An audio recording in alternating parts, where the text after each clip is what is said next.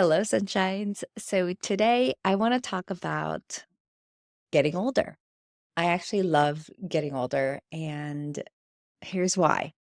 I have this incredible belief system that I've had since I was little that death is part of life, that you're born, you live a life, and then you die. And so that is all a part of the life cycle. And I think for me, getting older means that I lived a life. Getting older means that I've walked this earth and made an impact, no matter how small. And, the reality is that I'm very proud of the number of years that I lived. And we have all of that in common.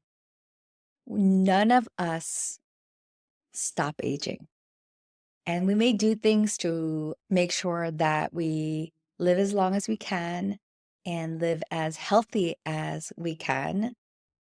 But really, all of us are going to get older and all of us are aging.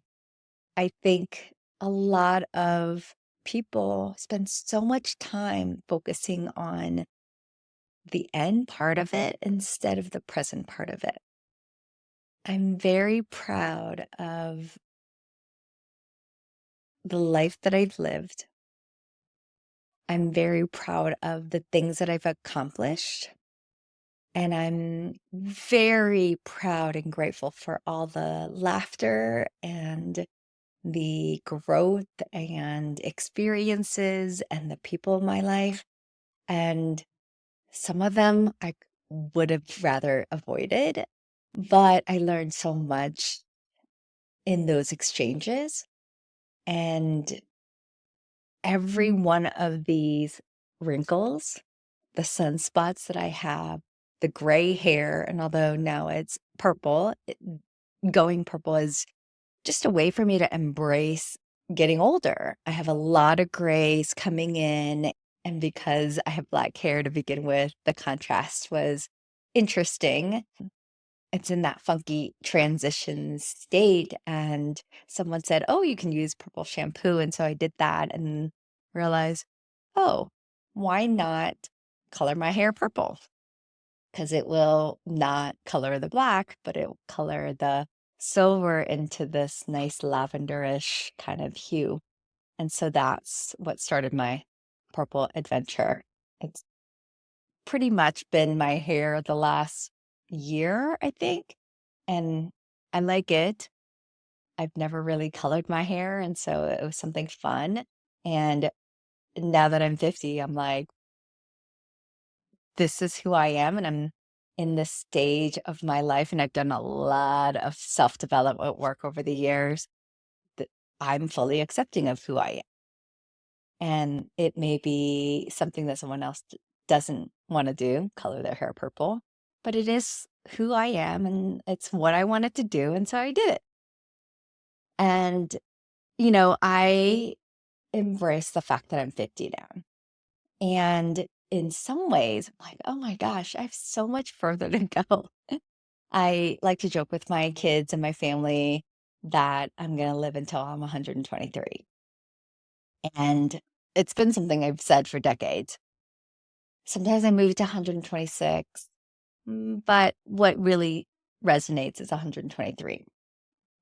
But the kind of 123 I want to be, or even just 73, I want to be a person who has energy to experience things, to travel, to stay active, do fun things.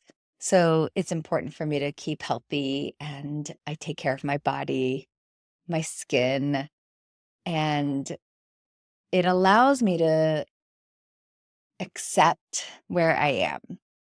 For my 40th birthday, 10 years ago, my ex-husband wanted to throw a big bash, right? That's something big in the US where you turn 40 and it's like, oh, you're over the hill and throw a big bash.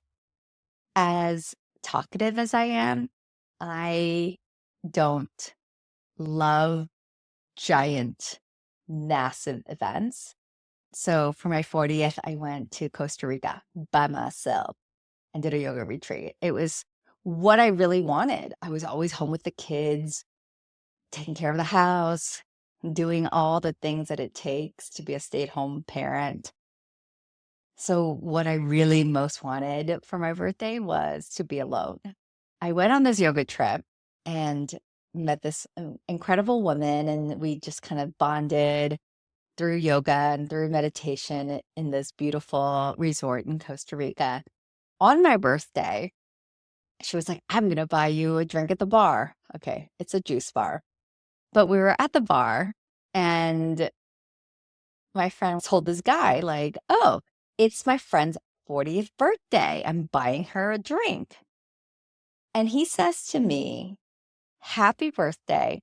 You know, the 40s are the new 30s. And I looked at him and I like raised my finger. I really did. I was like, I own my age. I embrace that I'm 40. And he was like, I have never heard a woman say that. And I think, for me, one, I had to defend myself. Like, no, I don't want to not accept who I am, or I don't want to deny where I am in my stage of life and the number of years I've walked this earth. And now that I'm 50, 10 years later, I'm even more settled into my body, into my heart, into who I am, my place in the world. And I really look forward to what the next decade is going to bring me. And I love hearing stories from women, especially in their 50s. They're like, you like your 40s, you'll love your 50s. And I really live by trusting and believing that because I have seen it. I have seen it with these incredible modern matriarchs in their 50s who have really settled into who they are and reclaiming who they are and reclaiming their place in the world and making such tremendous impact. And I want to follow in their footsteps. I want to really appreciate the wisdom that I have earned and learned. And I've gone through a lot. I've gone through a lot in my life to get to where I am. And I appreciate that. I appreciate the good people, the bad people that have come into my life because every exchange has brought such incredible knowledge and understanding about myself and the lessons I had to learn, the fears I had to overcome, the things I had to actually take ownership of, patting myself on the back and saying, good job. And that I am good enough and that I'm worthy of having whatever the heck that I want. Also, acknowledging myself how hard I've actually worked. I didn't get where I am through being on the couch doing nothing. I didn't get here by ignoring things, by letting things just fester. It's been rough. It's been seriously rough. And I survived. And I didn't just survive, I thrived. And I did it with action and I did it with belief and trust and hope and surrender and faith. And I I'm really proud of that. And that's the reason that I love getting older. Do I wish my body was stronger? Yes. Do I wish I appreciated the ability for my eyes to be healthy? Because right now I'm having I need to go get my eyes checked. Just being able to read without looking for reading glasses or squinting. I'm at that stage where everything seems dimmer than it actually is. And, I'm still flexible because I've worked at it. I can still do the splits. I can still touch my toes. And it's my hope that I continue to honor my body and honor this sacred human case that I have. but I'm excited about what I've accomplished up to this point, how hard I've worked, how many people I impacted. I'm proud of the growth that I have, especially in the last 6 years since my divorce, how much more loving and accepting I am of other people, but of myself. I really have worked to embrace that being selfish is actually good, that feeling of guilt, um, of not meeting someone else's expectations is actually an indicator that I'm taking good care of myself. I'm going to continue to take good care of myself. At this age of 50, what I appreciate most is that at every twist and turn, every moment that I was on the ground, unable to move, I still had hope and I still had faith that there was something more coming, that there was going to be a bigger possibility. And I didn't lose hope. And I may have stayed on the ground for longer than I would now, but I still picked myself up. I still got up. I still did the hard work. I still faced the things that were icky, and I still tried not to beat myself up, give myself grace, give myself love, and give myself those things that I'm so good at giving to other people. And I was no longer willing to give at the expense of myself. And that has been the biggest lesson getting to 50, that I can give and I can love and I can share and take care of other people, just no longer willing to do it at the expense of myself. Because ultimately, I've learned that I am the most important person in my life. I share this with my kids too. If they're doing something in their life that I'm unhappy with or disagree with, that's a my problem, not a you problem. And that they're the most important person in their life. So, regardless of what my views are of how they choose to live their life, that's my problem. That they get to live the life that they want and to make sure that it's a life that they want. And that I'm always here to pick them up, that I'm always here to cheer them on. I'm always here to help, but only if they ask. I really want them and every single person that I love in my life to know that if I died tomorrow for any reason, that they know that I love them and that I lived a life. I lived a life that I loved. I lived a life that I was proud of, that every day I worked at loving myself, at loving and appreciating and being grateful for everything and every experience and every person that was in my energy, in my space, in my life, in my time. And as I get older, what becomes easier and easier is that I don't waste time. I don't waste time on things that I don't like.